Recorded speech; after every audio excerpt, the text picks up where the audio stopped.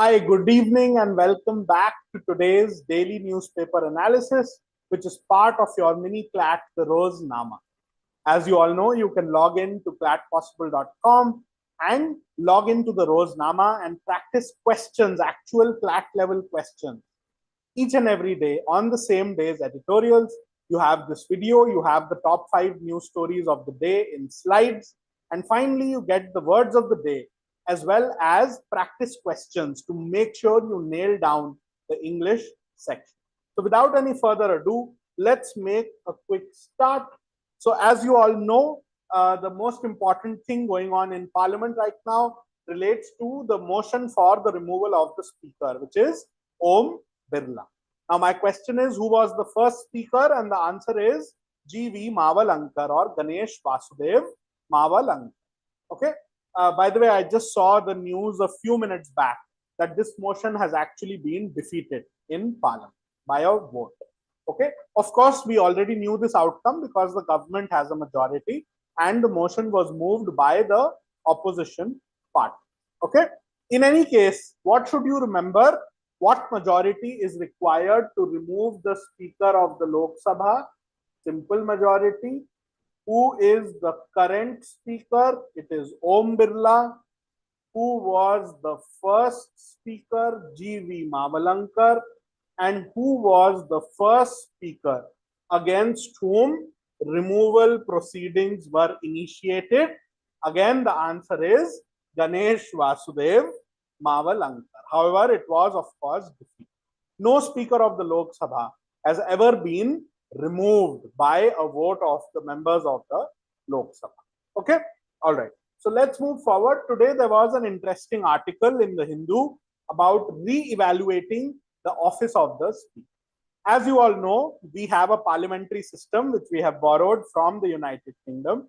In the United Kingdom, interestingly, the Speaker behaves far more neutral. In India, the Speaker often behaves as a member of the ruling party, similar to the setup in the United States, where the Speaker of their lower house is actually the leader of that party in that house.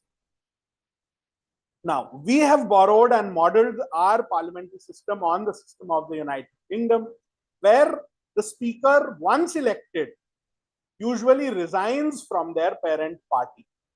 There are other traditions that no party will put up candidates against the Speaker in the next election. All of these traditions and conventions ensure that the Speaker is able to behave neutrally and not act in a partisan fashion as a member of any party.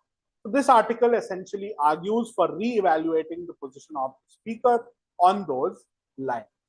Okay, moving forward.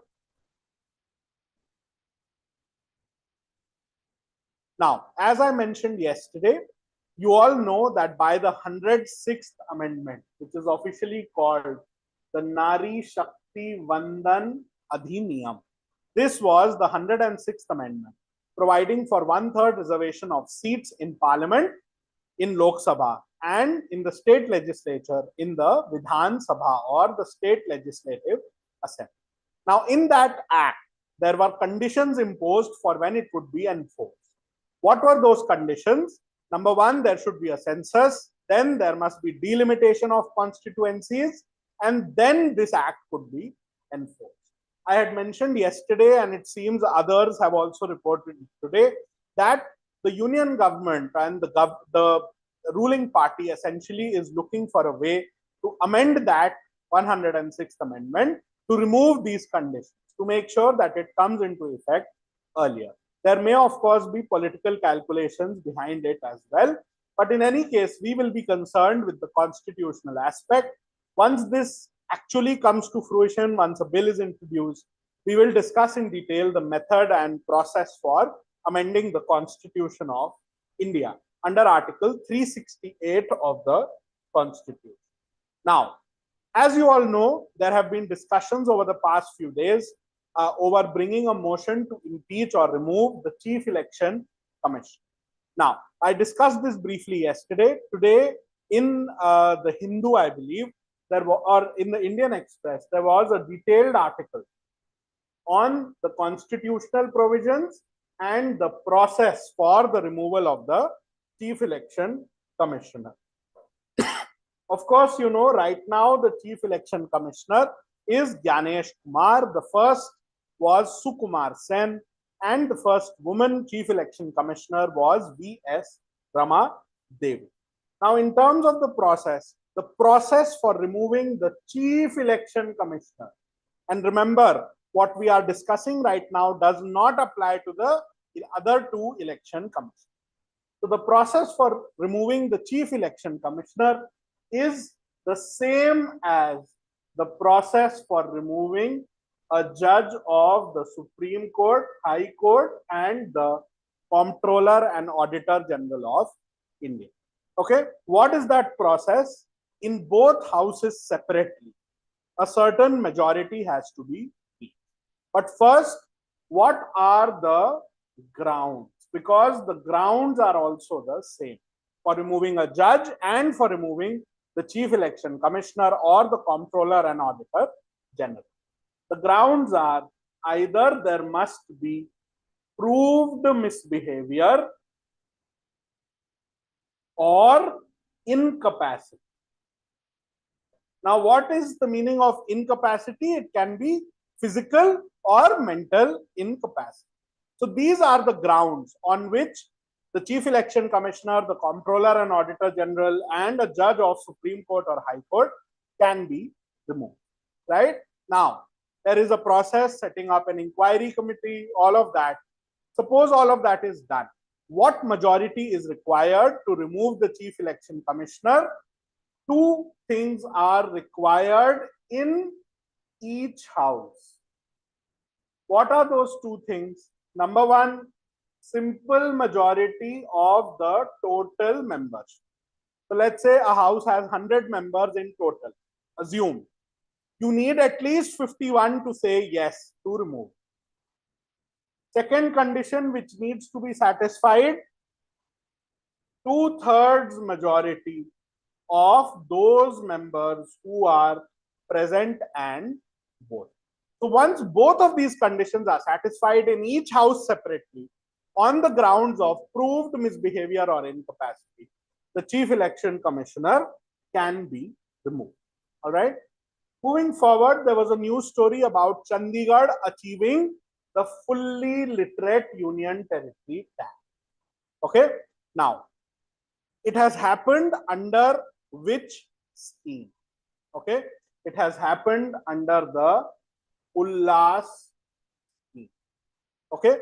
As you know, the government loves full forms. So what is Ullas? It is understanding lifelong learning for all in society. Okay. This is one of the schemes under the National Education Policy. There is a separate scheme called Nipun, and your homework is to find out and note the full form of this scheme as well. Both of these schemes are different, right? Nipun is for younger people, Ullas is for older people. Okay, so I hope this is clear. You need to know the full forms and who it is meant for. Okay, these are two things you must find out and note down. That is your homework for today. But Chandigarh has achieved the fully literate Union Territory tag. Okay, all right. Moving forward, this is more of a retrospective article. It came in the news near the budget. So this is about the Finance Commission. As you all know, the Finance Commission is a constitutional body created by Article 280 of the Constitution. And the chairperson of the 16th Finance Commission was Arvind Panagari. The 17th Finance Commission has not been appointed till now. Okay? All right. Now, under this 16th Finance Commission, they said that 41% of the divisible resources with the union should be given to the states, right?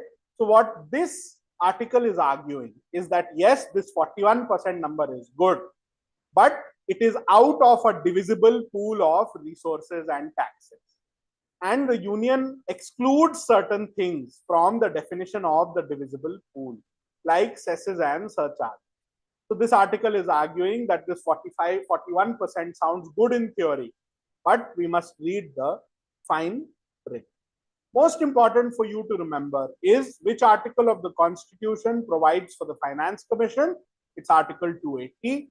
The latest one, the 16th Finance Commission, who was the chair, Arvind Panagaria. He has given his recommendations for the period from 26 to 31. Okay. Who was the first chair of the Finance Commission? His name was K.C. Neogy. Neogy. Okay. Those are the facts that you must remember.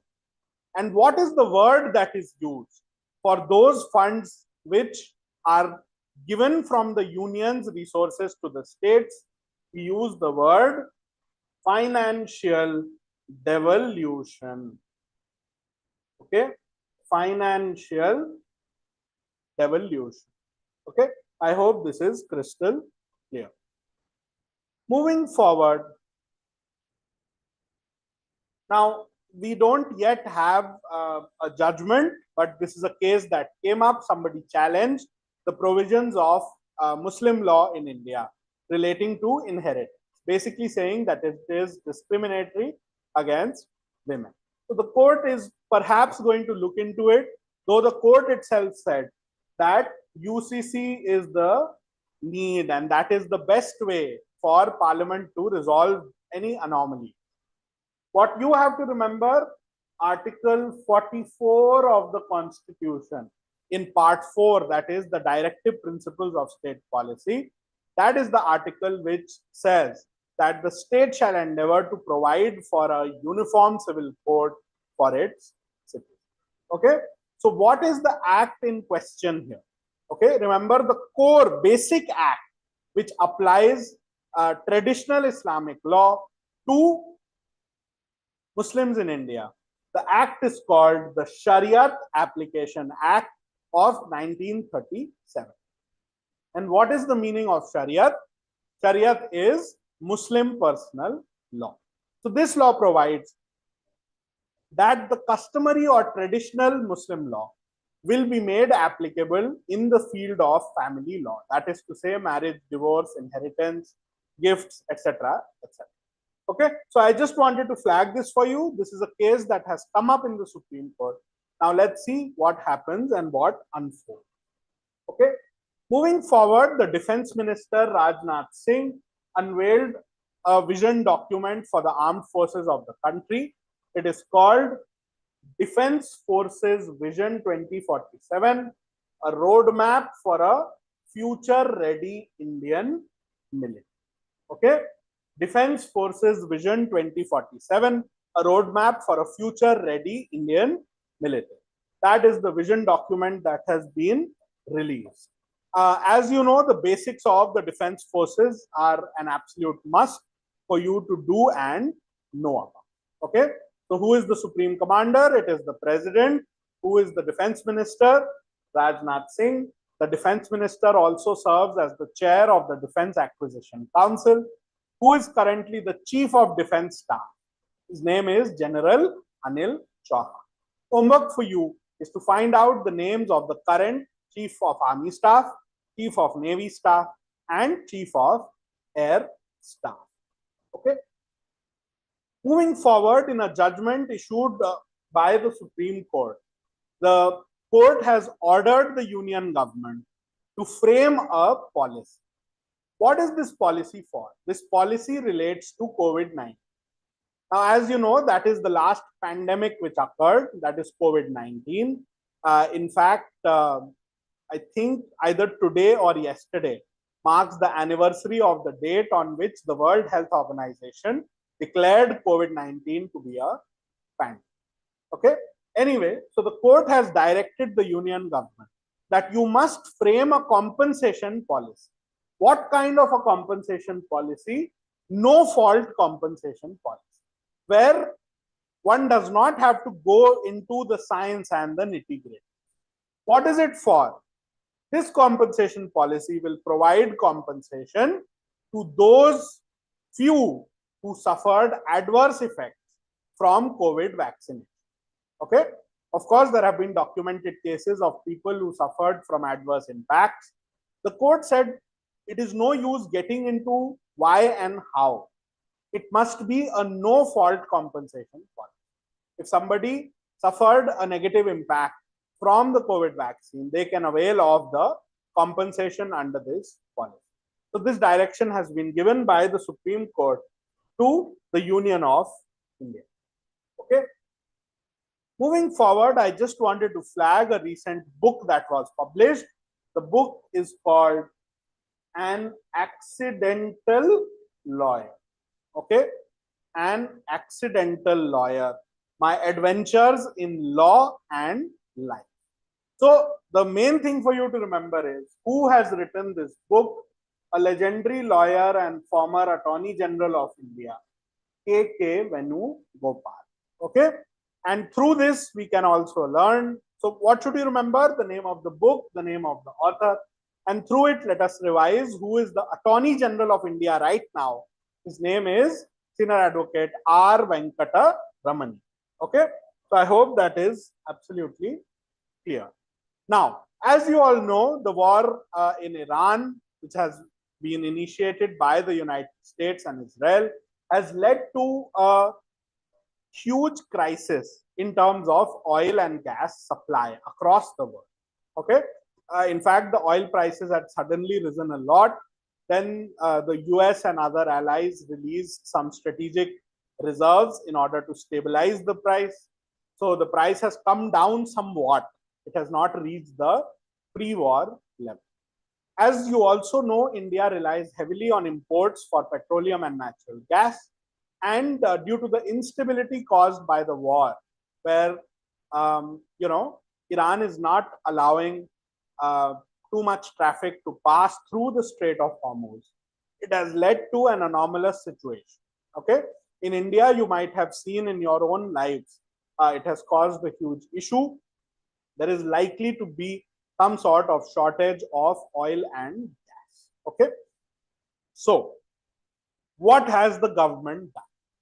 The government has issued a notification under something called the Essential Commodities Act.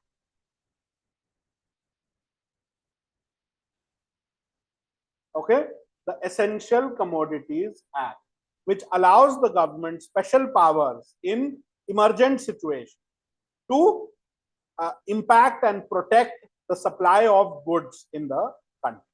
Okay, so the government has issued a notification specifically relating to natural gas. Now, related to natural gas, you should be aware of three full forms. One is LPG, one is CNG, and the last is PNG. Okay, so these three full forms you must be aware of. What is LPG? LPG stands for liquefied petroleum gas. Okay, liquefied petroleum gas. What is CNG? It is compressed natural gas. And finally, what is PNG? It is piped natural gas. Okay, so these are three important terms for you to know related to natural gas. Now, in this order issued by the government under the Essential Commodities Act, it has essentially introduced tiers of priority, right? And it has said that piped natural gas for domestic uses must be prioritized. Compressed natural gas for vehicular fuel must be prioritized. Liquid petroleum gas must also be prioritized. And specifically, the government has tried to alleviate the impact on fertilizer manufacture. Okay, so what's the target? The target is to make sure that gas for domestic uses does not run out and that it is prioritized over certain commercial uses. Okay, further, fertilizers, because they are vital for agriculture, that's the other thing which is specifically being protected. Okay, so what this order does is to say that there are certain key sectors where gas must continue to be available, and so priority is being given to those sectors and not to other sectors of the economy. Okay, so that is the background of that news story. There is talk and counter talk. Trump says the war will end soon. Iran says we will fight as long as needed to protect against American and Israeli attacks. Again, it's a lot of talk and counter talk. The one of these important officials from Iran, Ali Larijani, stated that the Strait of Hormuz will be the Strait of Hormuz for everyone else. It will be the Strait of peace and prosperity for everyone else. But for US and Israel, it will be the Strait of defeat. Okay, so these are just postures which are being taken. Okay. Moving forward, I have been flagging for you this very important organization, a part of the defense forces of Iran, established after the 1979 Iranian Revolution. It is called the Islamic Revolutionary Guard Corps, okay, or the Iranian Revolutionary Guard. Okay, both of these words are used. They are a very important force. They were initially established as sort of the guardians of the 1979 revolution, but continued to exist as a body, and even today they are at the forefront of retaliating against Israel, the United States, and their allies in the Gulf. Okay, so please do certainly remember the correct full form: the Islamic Revolutionary Guard Corps, CORPS. Okay. Moving forward, as I've said previously, the war really is seeing no limit. There have been attacks on desalination plants, which basically purify seawater in order to make it potable or drinkable. There have been attacks on oil facilities. There have been attacks on ships passing through the Strait of Hormuz. And it's really leading to a very problematic situation. Israel and the US, of course, attacked without provocation. In Iran's retaliation, US bases in third countries which are near Iran, they were also struck, right, especially in the Gulf countries. Israel is also heavily attacking Lebanon, and especially the city of Beirut and others inside of Lebanon. There has been great loss of life both in Iran as well as Lebanon and in the other Gulf countries. The number of casualties and deaths is already in several thousands. Okay. One thing I wanted to flag for you, you can see here, the World Health Organization warned of black rain, which will cause respiratory problems. Now, why is this happening? Because there have been many attacks by Israel and the United States on oil facilities in Iran, right? And I think in some of the retaliatory attacks, oil facilities have also been struck. But it caused a phenomenon in Iran, including in Tehran, where oil facilities were struck and then they fell back down as rain, right? Hence the word black rain, right? So that obviously causes health problems. It's causing a huge situation. There have also been allegations by a human rights organization known as Human Rights Watch that Israel and the US have even used chemical weapons like white phosphorus. Okay, it is of course unconfirmed, but I did want to flag that for you.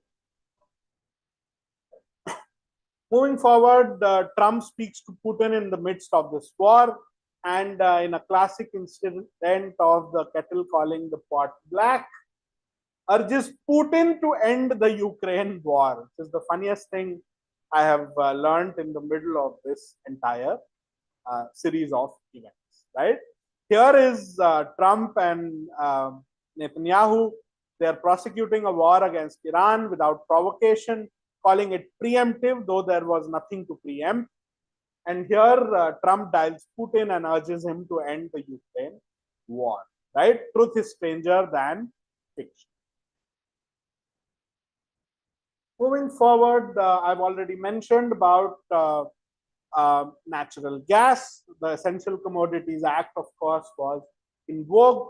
I've told you the important short forms: CNG, LPG, PNG, compressed natural gas, liquefied petroleum gas, and piped natural gas, right? And as I've already said, the government has created a kind of prioritization to make sure that supplies don't fall short. Okay.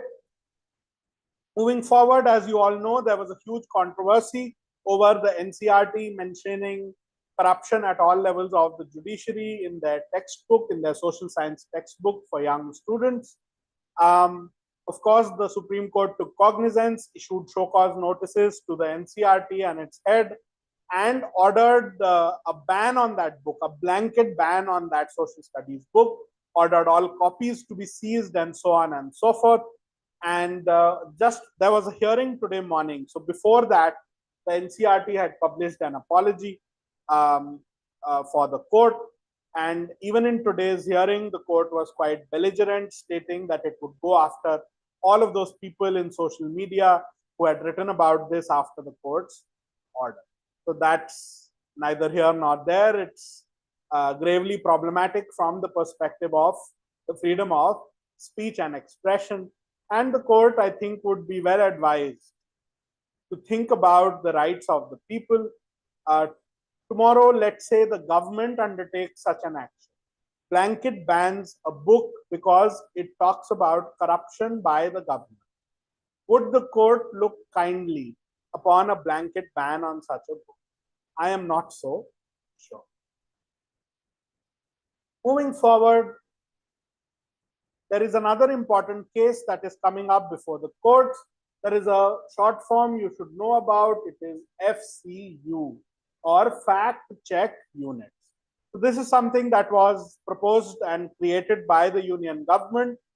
And these fact check units would state if something is misinformation online and then order the portals to take it down. This, of course, poses the huge problem of who decides what the truth is in today's post-truth world. So this case had come up, and the Bombay High Court declared that fact check units of the government leading to removal of posts are unconstitutional because they have a chilling effect on the rights of the people. Now this case has been appealed by the government to the Supreme Court, and its first hearing was held. Let's see how this plays out. Okay, and let us see what stands the court takes on the freedom of speech and expression this time. In today's hearing, I saw news reports, the court said we want to strike a balance. Moving forward, just a quick one, the Union Cabinet has approved an extension for the Jal Jeevan mission till the year 2028. Okay, so just keep that in mind. This was the flagship scheme of the Ministry of Water Resources, now of course called the Ministry of Jal Shakti. Okay, and the purpose of the Jal Jeevan mission was, of course, to provide water and water connections to all the people in the country. Okay, so that's all for today. I wanted to run through all of the important news stories. There is a lot in international affairs, mainly centered on Iran, its impacts in India being felt with the new notification under the Essential Commodities Act. Big things going on in Parliament, the motion debating the removal of the Speaker. There's a likely motion for the removal of the Chief Election Commissioner that is upcoming. So stay tuned, and I hope to see you all back tomorrow evening for tomorrow's newspaper analysis, which is a part of Roznama by Clat. Nice to see you all this evening. Good night and goodbye.